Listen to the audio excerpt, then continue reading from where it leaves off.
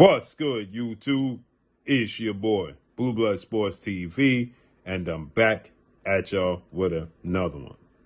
So as you see here, Vergil Ortiz Jr., the undefeated Mexican star, WBC interim title contender at 154 pounds, with a record of 24 wins, no loss, no draw, 22 wins by way of knockout. His manager is hinting at and revealing that he has now signed for the fight that the boxing world wants, the fans want, Vergil wants, and his opponent wants. An undefeated, former unified WBA, IBF, Ring Magazine, welterweight world champion, now WBA junior middleweight interim title contender, the phenom, as I refer to him as, Jaron Boots Ennis, who is 35 wins, no loss, no draw, 32 big wins by way of knockout. This fight looked bleak. It looked like it wasn't going to come to fruition because Vergil Ortiz, longtime promoter, who is a former fighter himself, who is a Hall of Famer, an Olympic gold medalist, a 6th division champion, and founder of Golden Boy Promotions, Oscar De La Hoya, clearly doesn't want this fight. But since Vergil filed to get out of his contract with Oscar De La Hoya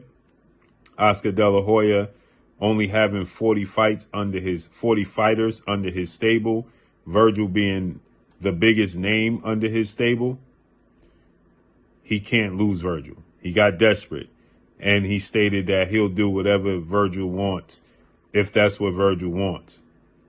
And Vergil wants to fight Jaron Boots Ennis. Oscar's not confident that Vergil can win this fight, and he sees his money going down the river. He sees his cash cow value dropping, and Oscar doesn't want it. But the fighter wants it.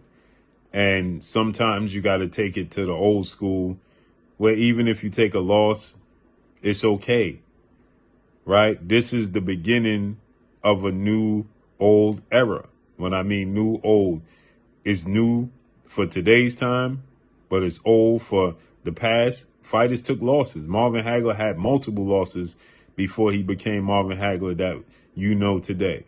Sugar Ray Leonard lost to Roberto Duran. Roberto Duran quit against Sugar Ray Leonard. Got knocked out brutally by Tommy Hitman Hearns. Then got outboxed by Marvin Hagler. Then got outclassed by Wilfred Benitez. But he's still a legend. Hands of Stone is still a legend. Tommy Hearns got stopped by Sugar Ray Leonard. He got knocked out by Marvin Hagler, right? But he's still a legend. He's still a legend. Manny Pacquiao has 1 trillion losses, but he's still a legend. With that said, this is what makes legends, the best fighting the best. Now, they were supposed to fight March 28th, but that date is now secured by Keith Thurman, Sebastian Fundora. Not to mention, we already deep in the first week of February, so I'm hard-pressed to see that happening in March, but maybe April, right? So he said that it's signed.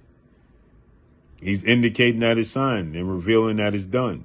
And he said, all you got to do is keep dreams alive. You see the post. This is great news for the sport of boxing. It needs it.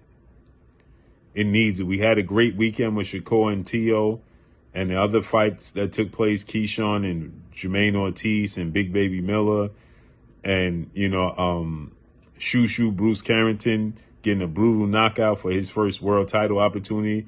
The momentum and the ball got to keep rolling because the WBC did everything they could in their power to ruin that by stripping Shakur. So this is great news, man. Let's see how this unfolds and plays out, man. But that's all I got for y'all. Follow me on Instagram at Blue Blood Sports TV, all one word. I'm gone. Peace.